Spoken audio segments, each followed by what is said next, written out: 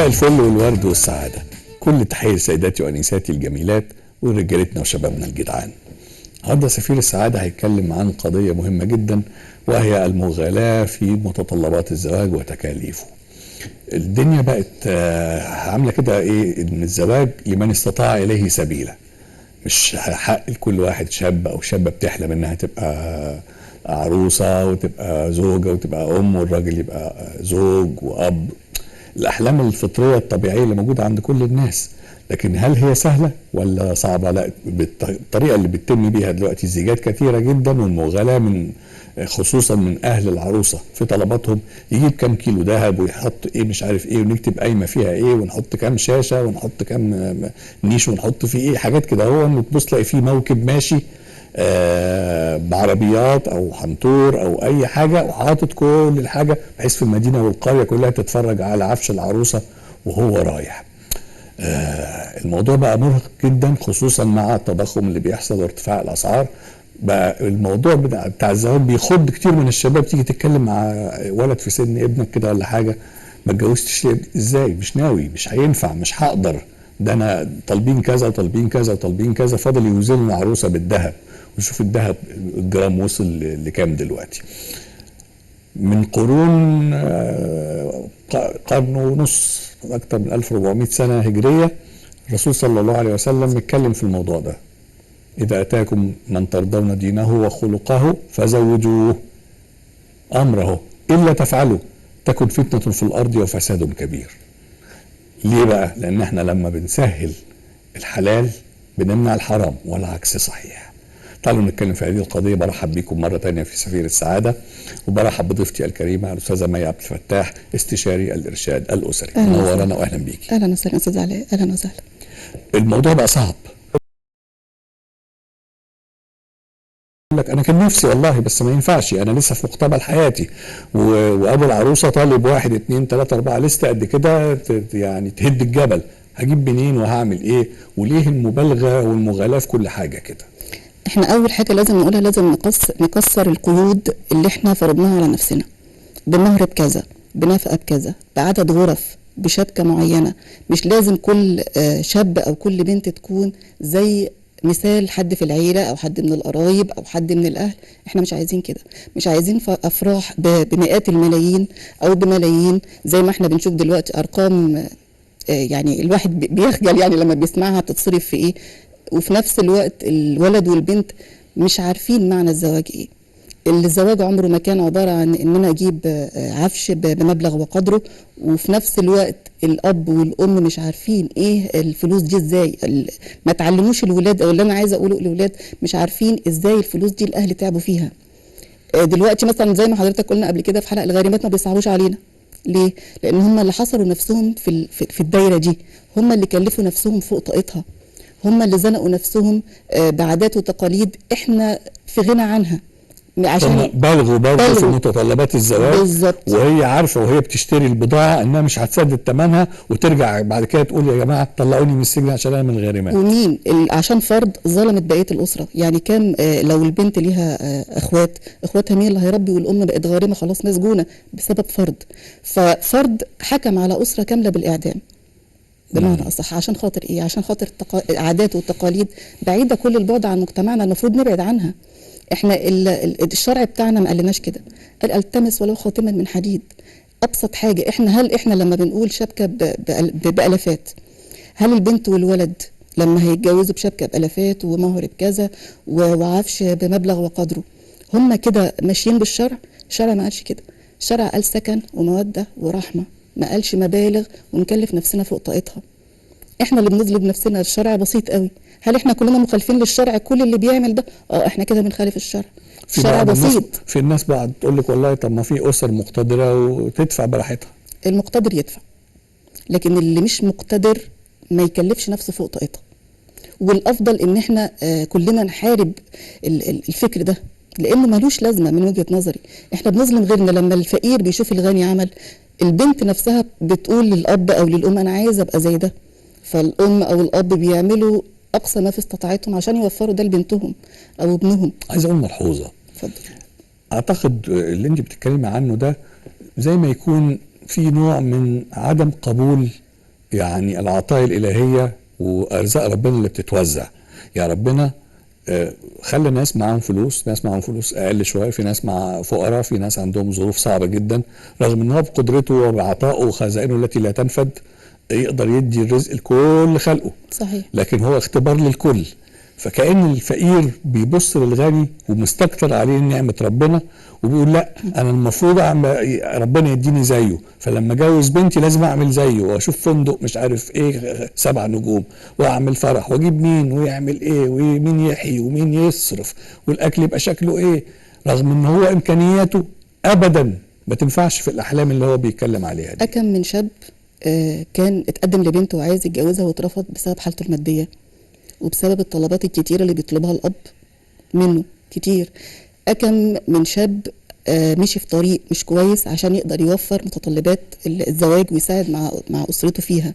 أكم من بنت عايشت من غير جواز، ونسبة العنوسة ارتفعت جدا في مجتمعنا بسبب ان اهلها مش عايزين يجوزوها الا الواحد يكون مقتدر ماديا ويقدر يعيشها في مستوى عالي. ظلمنا بنات وظلمنا شباب عشان افكارنا احنا. اب وام او اسر بتفكر في نفسها وما بتفكرش في ولادها، مش باصين ان نسبة العنوسة في مجتمعنا زادت ونسبة الفساد زادت في مجتمعنا. الشاب اللي مش هيقدر يتجوز هيلجأ لايه؟ هيلجأ لزواج عرفي، هيلجأ لفاحشة، واحنا في غنى كل البعد عن ده. البنت ذنبها ايه؟ شبابنا احنا ذنبهم ايه؟ عشان احنا بنطالب في حاجات فوق طاقتهم. ومجتمعنا دلوقتي احنا نقدر في مبادرات كتيرة قوي من شيخ الازهر، ومن ان احنا نقلل من تكاليف الزواج حفاظا على الاسرة. طيب بعض الناس بتقول انه اللي معهوش ما يلزموش. يعني هو انا عشان اراعي ما يعني عدم المغالاة ادي بنتي ببلاش كده، يعني البنت تروح كده ما تدفعش فيها اي حاجه هتبقى سهله، وجوزها يقول ده هي ست انا خدتها رخيصه، فمش هيعمل لها قدر وقيمه في المعامله بعد كده لما تبقى مراته. طب هو الدين لما قال التمس ولا خاتما من حديد كان كده بيقلل المرأة؟ بالعكس، هو مش عايز يوصف المرأة انها سلعة تباع وتشترى. احنا الست مش بالفلوس، الست بالعشرة وحسن الخلق بتاعها. احنا لو قلنا لك انا هدفع فيكي مهر كذا، يعني انا بشتريكي. ديننا ما قالش كده. احنا ليه بنرخص نفسنا؟ ليه بنرخص بناتنا نرضى اللي احنا شايفينه محترم وكويس وهيصون بنتنا وصاحب دين وصاحب اخلاق، ليه ارفضه عشان مادته؟ ليه طالما هيعيش بنتي في مستوى كويس ليه ارفضه؟ كام اسرنا احنا كلنا وابائنا وامهاتنا خلاص اتولدوا في بقهم معلقه دهب؟ لا، كبروا مع بعض. لازم حتى ده هيعود على اولادنا احنا ان هم يتعلموا مع بعض او يعيشوا مع بعض ويكبروا مع بعض. افضل لما كل واحد فيهم كبر وهم يعني اتجوزوا وهم مديونين، هتزيد الخلافات بينهم. هل هم كده سعداء؟ هل لما البنت ابوها يجي وعرفت ان هو مزنوق او مديون بسببها، هل دي هتبقى حياه؟ لا، كلفنا فوق طاقتهم وفي نفس الوقت ما عاشوش السعاده اللي المفروض يعيشوها ولا حسوا بقيمه الزواج نفسه ايه. من ضمن الحاجات اللي احيانا ممكن تبوظ الزيجه نفسها وتخليها ما تتمش، ورغم ان هم بيبقوا خلاص يعني جهزوا اغلبيه الحاجات وخلاص بقى ممكن يكونوا كتبوا الكتاب كمان وفاضل بقى ان هم يتفقوا على ميعاد الفرح، فيفاجئ العريس انه ابو العروسه جايب له قايمه كده من 17 ورقه كاتب فيها كل حاجه حتى الحاجه الساقعه. وطبعا في ناس كتير بتتخض وتقول لا ده انا ما جبتش الحاجات دي، والحاجات دي ما دخلتش في الجهاز، ومكتوب مش عارف ذهب بكذا من مش عارف 1000 جنيه والذهب ده مش موجود، فانتوا كده يعني بتدبسوني في حاجه مش صحيحه، وبالتالي بيحصل خناقه بين الاسرتين، ورغم ان الكتاب مكتوب الجوازه تبوظ. بسبب ايه؟ تعنت الاهل في عدم الحفاظ او عدم اليسر على اولادهم، في ان هم بمعنى اصح زي ما بنقول بيسطروهم. احنا بصينا لنفسنا، انا دايما اقول احنا بنبص لنفسنا، او الاب والام بيبصوا لنفسهم وما بيبصوش لاولادهم. هل البنت اللي مش هتتجوز لما حضرتك هترفض وقعدت دلوقتي اتحسبت عليها طلقه، خلاص هي مطلقه، اللي هيجي بعدها حضرتك هتبقى بتجاره بالنسبه لك، كل ما حد يجي وما ينفذش طلباتك تظلم بنتك معاك؟ ليه ما بترضاش بايسر الامور؟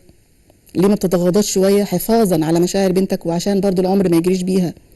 ليه الشاب دلوقتي اقل شاب عشان يحقق لكل بنت اللي هي عايزاه عمره قد ايه؟ سنه كبر. البنت نفسها الاعمار بتاعت الزواج بتاعتنا ارتفعت جدا. بسبب ايه؟ بسبب تعنت الاهل ان هم عايزين حاجات معينه، مواصفات معينه، شبكه معينه، شقه معينه. الشاب هيجيب كل ده منين في ظل الغلاء واللي احنا فيه ده كله؟ منين؟ اسرته هتجيب ده منين؟ في عنصر مهم جدا كويس انه يعني حضرتك فكرتيني بيه، وهو عنصر البركة.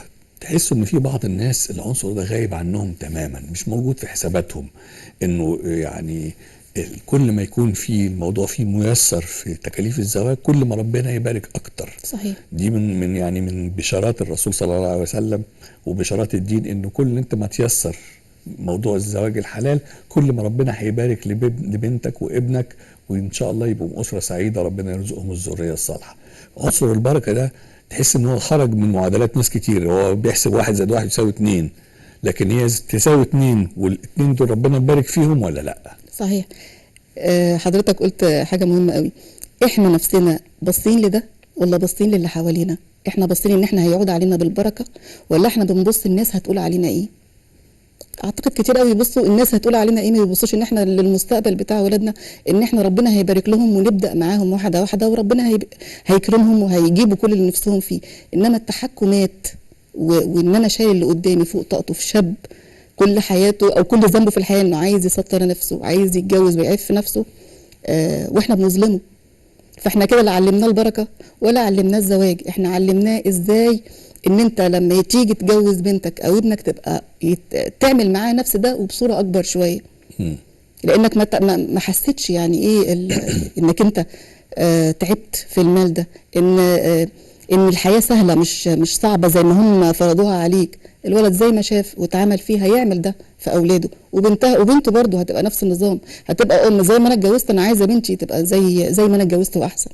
في بعض البنات، دي ظاهره موجوده ساعات الواحد بيتابعها على جروبات السوشيال ميديا المتعلقه بالمشاكل الاجتماعيه والزواج وكده، بتشوف انه العريس اللي جاي ده هو ماكينه ATM، تبتدي تشتكي للبنات يا جماعه خطيبي بيجي مش عارف ايه وما بيجيبش معاه الا كذا، وفي المواسم ما بيدينيش فلوس في ايدي وما يجيبليش موبايل جديد، اصل ده انتوا عارفين ده بقى عرف لازم الخطيب بيجيب انا ما قريتهاش دي في اي كتالوج الحقيقه، يعني مش عارف جابتها منين، ان ده عرف انه لازم الخطيب يجيب لحضرتك موبايل جديد بالشيء الفلاني، ولازم يديكي مصروف وانت لسه في كفاله السيد والدك المحترم، وكانه هو المطلوب من الزوج ان يكون مكنه ATM حتى وهو لسه ما بقاش جوزك. ما هو احنا بقى هقول عليه اللي هو احنا مش معلمين بناتنا ثقافه الرضا، مش معلمينهم ان انا ما ابصش للي حواليا، ان انا اكون مكتفي بذاتي، ارضى بالظروف الخطيب او اللي انا هبقى شريكه حياته بظروف، ما ابصش لغيري. لو انا في فتره الخطوبه بصيت لصديقتي جابت كذا او ده جاب كذا او بنت خالة جابت كذا، هفضل طول عمري نقمع عن نعمتي، عن العيشه اللي انا عايشه فيها. خلاص انا مش عايزه ده، الحياه بتاعتك مش عجباني، فلانه انا عايزه زيها. زي ما بصت للموبايل هتبص للذهب، هتبص الاولاد، هتبص لعيشه، فعيشتها نفسها مش هتبقى عجباها، هتنقم عنها. خلاص هي مش عايزاها لانها مش عاجبها، ما عندهاش الرضا او ما تعلمتوش بمعنى اصح. احنا ممكن نتكلم عن برضو مشكله بعد الجواز مش قبله، انه خلاص الدنيا الحمد لله اتيسرت والولد والبنت اتجوزوا، بيفضل الهاجس المادي عند بعض الزوجات. انا كنت متخيل ان جوزي هيصرف عليا احسن من كده، انه هيجيب لي هدايا اقيم من كده، انه هيصرف على اولاده احسن من كده، وكأن برضو الزوج هو مكانة ATM. ليه النظرة المادية دي؟ عشان احنا يعني كبرنا وعرفنا اسف اتفضل. او البعض كبر وشاف ان الراجل هو اللي بيصرف، بس زمان الراجل كان بيصرف، كان في ست حكيمة بتعرف توظف الفلوس ديت، متعلمة هي بقى ثقافة الرضا، كانت تقدر تعيش بقليلها. دلوقتي لا، احنا بنبص للأعلى، المستوى أعلى مننا وعايزين نوصل له، في حين ان المبلغ اللي معانا مش هو ده. فمن الأساس الأسرة لو ربت صح بنت متعلمة الرضا ومتعلمة أسس الحياة الزوجية الصح هتقدر تعيش. طالما انه الاب والام اتكلموا مع الاب والام، ساعات كده الجوازات تبقى يقول لك الكبار يقعدوا مع بعض الاول، تمام، اتكلموا مع بعض واتفقوا على التفاصيل. ليه بعد كده بيحصل خلافات عند اتمام الموضوع؟ ليه بيظهر فجأة انه لا انتوا غيرتوا الكلام، لا ده احنا كان المفروض لما نعمل فرح احنا قلنا هنعمل في قاعة شكلها كذا، ولازم فلان وعلان يجي يغني ومش عارف مين يجي يرقص، وكأن الواحد يعني بيبتدي في اول يوم في حياة جديدة بانه بيرتكب حرام ومنكرات، وفجأة تبص تلاقي برضو الفلوس بتطل براسها والجوازة باظت او حصل خناقة والعريس والعروسة دخلوا وهم يعني مش طايقين بعض. ثقافة التوقع بقى،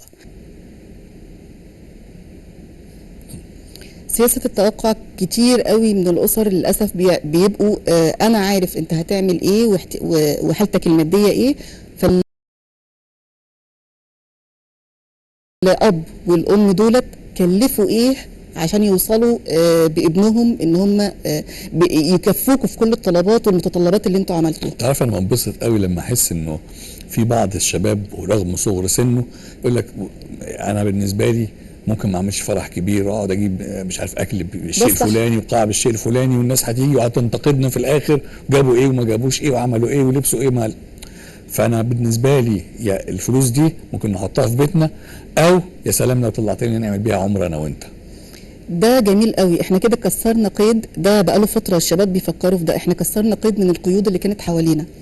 باقي بقى ان احنا نكسر القيود بتاعه ال100 فوطه وشبكه ب100,000 وعفش مش عارفه بكام ومتطلبات ايه ونفقه ايه. ده بقى اللي احنا عايزين بنسعى ليه. انت عارف ملحوظه انه الناس المقتدره ماديا ما بتعملش كده. يعني هو خلاص هو طقم مش عارف لكذا وطقم لكذا وخلصنا على كده. مفيش بقى مبلغ وقدره. لكن الناس اللي هي بتبقى ربنا قدر عليها رزقها عايزه تجيب مش عارف كام جلابيه وكام قفطان وطقم حلل ايه وطقم مش عارف جرانيت ولازم ما تبقاش احسن من بنت خالتها. طيب بنت خالتها ده بيخلينا نسال سؤال تاني. مين اللي قال له هذه يعني الحاجات وخلاها بقت زي الاصنام تعبد انه لازم نبص لغيرنا وزي ما عندنا في البلد بيعملوا كذا. حتى انا برضه على السوشيال ميديا بلاقي السؤال ده بيتكرر. يا جماعه احنا من مدينه كذا احنا من محافظه كذا وعندنا في المحافظه يعني كأن ده قانون نزل بيه مثلا ولازم الكل يعمل بيه. عندنا في المحافظه ما بنتجوزش اقل من كذا. مين اللي حط الاصنام دي؟ احنا واللي قبلنا. ان احنا كل واحد بيبص للتاني عمل ايه وعايز يبقى احسن منه. ما بنبصش ان كل واحد يمشي على قده. ما عندناش زي ما انا بقولها تاني ثقافه الرضا وان احنا ما نبصش لحد. لا احنا بنبص للي حوالينا ومحدش بنت فلان ما تبقاش احسن من بنت علان. ما بيبصوش ان انا بنتي اهم حاجه انها تكون عايشه مع واحد كويس بيحترمها بيراعي ربنا فيها هتعيش معاه حياه سعيده. في كام بنت اتجوزت وجاي لها كل متطلباتها وجوزها مديون. هل هم في منتهى السعاده؟ هل هم خلاص سدوا كل ديونهم؟ ده الدين مذله وقهر للرجال. ليه انا ادخل بنتي او ابني بالقهر ده؟ مديونين وعليهم فلوس. ليه؟ ده مذله. هل ديننا قال كده؟ لا، ديننا قال امشوا باليسر. الحياه بسيطه. احنا اللي بنصعبها على نفسنا. احنا اللي مش عارفين ان ولادنا وبناتنا احنا المفروض نعفهم. ولد طلب الجواز اجوزه بابسط شيء. مش لازم بفلان اتجوز وابن فلان جاب كذا. لا، ابني طلب الجواز انا بعفه. بنتي خلاص كبرت وخلاص اتقدم لها ابن الحلال اعفها واتجوزها. ليه اصبر عليها؟ ليه اخلي بنتي تمشي في سلوك مش لطيف؟ ودلوقتي مجتمعنا للاسف طول ما انا بقول بقى من اضرار المغالاة في الزواج ان ولادنا وبناتنا للاسف احنا اللي بنشجعهم على الفساد. احنا اللي بنشجع على انتشار الفاحشه. احنا اللي بنشجع الجواز العرفي. لان احنا مش ماشيين بقى بشرع ربنا اللي قال عليه. احنا اللي بنصعب على اولادنا الحلال بامورنا احنا وبمتطلباتنا احنا الانانيه. عايز ارجع مره تانية لفكره القناعه والرضا والبساطه اللي احنا محتاجين ناكد عليها مره تانية. انه حتى طيب خلاص اتجوزنا وربنا تمم بخير. بيحصل من بعض الزوجات المغالاة في الطلبات بعد الجواز. خلاص يعني ايه، خلصت حجة الزوج انت ما كنتش مكلف بقى لما كنت خاطبني، ماشي دلوقتي انت مكلف، انا مراتك وانت مكلف تصرف عليا، انا عايزة وعايزة وعايزة وعايزة. هو لو من البداية ما تكلمش معاها بصراحة ووضوح انا مصاريفي كذا او انا متطلباتي كذا واحنا علينا كذا ونقعد مع بعضنا من البداية وهنعيش على ده. لا عايزك تقولي لي بزياده ولا عايزك تقولي لي بنقصان. لما ربنا هيفرجها عليا وهيبقى معايا بزياده انا هجيب لك من غير ما تطلبي، لكن ما تكلفينيش فوق طاقتي. ده المفروض الصراحه والوضوح يبقى بين الاثنين من البدايه. انا مرتبي مثلا 1000 جنيه، ال1000 جنيه دي فيها 1 2 3 4 والباقي هو ده اللي احنا عايشين بيه. ما تطلبيش مني فوق طاقتي. ده اللي المفروض يكون من البدايه. ده نصيحه لاي حد مقبل على الزواج، الصراحه والوضوح خاصه في الامور الماديه، بحيث ان انا ما تبقاش بقى الزوجه شكايه. ده ما جابليش يا ماما هاتيلي، يا بابا هاتلي، ده ما مش عارفه فلانه جاب لها وما جابليش، ده اخواته جاب لهم وما جابليش. لا احنا مش عايزين كده. تعيشي باللي ربنا قسمه ليه ما تبصيش لغيرك من البدايه، يكون واضح معاها الوضوح. كويس. هل ممكن نصنف السفه الشديد جدا في الانفاق على ليله الفرح وتجهيز مش عارف ايه، وطياره خاصه جابت مش عارف فستان مني. قرايب العريس او العروسه مش عارف من استراليا او من كندا، و الفرح في القاعه فيه مش عارف ايه معمول من الذهب الخالص، والعروسه مش عارف جاي لها شيل قد كده هو ذهب ومجوهرات، وانفاق يعني ببذخ شديد جدا. الا يمثل هذا الاسلوب نوع من الفتنه الشديده للناس الغلبانه؟ نوع من الاستفزاز. والاستفزاز. نوع من الاستفزاز رغم انه يقول لك والله انا معايا فلوس انا حر. ماشي، بس انا في مجتمع فيه الغني، وربنا خلقنا طبقات، مش معنى كده ان احنا نحقد على الاغنى مننا، لا احنا برضو بنقول ان احنا راضيين، بس لازم برضو الغني يحترم الفقير، يحترم المتوسط، لانه كل واحد فينا بيحلم ان هو يكون احسن حاجه او يعمل لابنه احسن حاجه، فما جيش انا احرم عليه عيشته او ان انا احسسه ان انت ما تقدرش انا اقدر. بس احنا نقدر، ومش معنى ان انا غني ان انا ابقى منتهى البذخ، لا، ابقى غني ابقى في منتهى التواضع، في منتهى الكرم وبالاصول، اعمل كل حاجه بس ما استفزش اللي حواليا، اعمل فرح واسعد اللي حواليا وراعي ان حواليا ناس تانية ممكن تبص لي. مش في حسد مذكور في القرآن، مذكور فيه الحسد، ليه ما بصيتش ان انا في يوم من الايام انا عملت كل دوت وابني لا قدر الله او بنتي بعد الفرح ده كله يحصل حاجه؟ في بعض النماذج احيانا من الرجاله لما يلاقي ان يعني في تيسير وخطيبته هاديه يبقى في حاجه كده، لا يبتدي هو بقى الله انت بتشتغلي بتاخدي مرتب كام؟ طب وابوكي عنده ورث هيكتب لك ايه؟ ويبتدي يبان انه هو مهتم جدا بالجانب المادي عند مراته او الست اللي هتبقى مراته، عشان يبقى هو مطمن برضو ان هو واقع وقعه كويسه. في كتير قوي للاسف بيعملوا كده، اللي هو انت بتشتغلي وبتجيبي فلوس، طب كويس قرش على قرشك ونجيب حاجات تانية.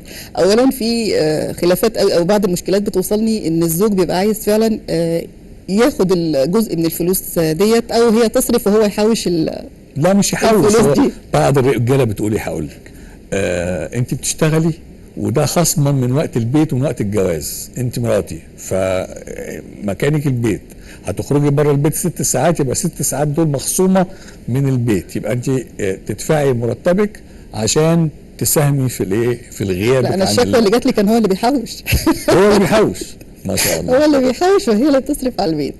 فان هي كل مشكلتها انا مش عايزه اصرف من فلوسي وعايزه احس بيها. اولا لازم كل زوج يعرف ان الفلوس اللي بتبقى من زوج من مال الزوجه او من عملها فضل منها انها تصرف، مش فرض عليها. يعني هي حبت تصرف وتفضلت وجابت حاجه في بيتها، والله خير وبركه. هي ما صرفتش وحبت ان هي تعين حاجه لنفسها او تشيل حاجه للزمن، هي حره. لكن انت ما تنكدش عليها حياتها وتحوش انت في فلوس وتشتري، وهي لا، ما تطلبش منها حاجه فوق طاقتها، لانه مش فرض عليها، هو فضل منها. ولو انت وفرت لها، وبرضه هقول ديننا قال ان انت الزوجه وفر لها كل حاجه وما تشغلهاش، انما انت ما تشغلهاش وتاخد مالها وتستحله وانت تحوش مالك. لو الظروف ما تسمحش والاتنين متسامحين مع بعض وفي بينهم عدل ورحمه، لا لازم يساندوا بعض. وظروفهم خلاص يبقى الزوجه واجب عليها تساند جوزها، بس هو كمان يقول ان هي وقفت معايا وما ينكرش الفضل ده، ما يبقاش بقى بعد ما كبروا هو بقى اللي يغدر بمعنى اصح، وتلاقيه بقى بيتعرض لحاجات تانية وبينكر كل وقفتها معاها. عشان كده احنا بنقول ان الست حتى لو صرفت عشان ما تندمش وتقول انا عملت ليك وعملت وعملت، لا، انت ليكي ذمتك الماليه الخاصه وهو ليه ذمته الماليه الخاصه، اتفقتوا وبرضاكي وهتعيشي وهتصرفي خلاص، بس ما ترجعيش تقول انا عملت. تمام، شكرا يا استاذ على وجودك معنا في سفير السعاده. اهلا وسهلا. نرجع تاني ونقول الرضا لمن يرضى والقناعه كنز لا يفنى. مش معنى انه عندنا فلوس ان احنا يبقى في سفه وبذخ في الانفاق، مش معنى ان ربنا ادانا بعض الامكانيات ان انا افرتك الفلوس دي على ليله وتعدي وبعد كده افوجئ انه الزوج والزوجه او الولد والبنت مش متفاهمين مع بعض، او عنصر البركه اتنزع من حياتهم الزوجيه. يسروا يا جماعه الحلال عشان نصعب الحرام. ربنا يصلح كل الاحوال، اشوفكم بالف خير.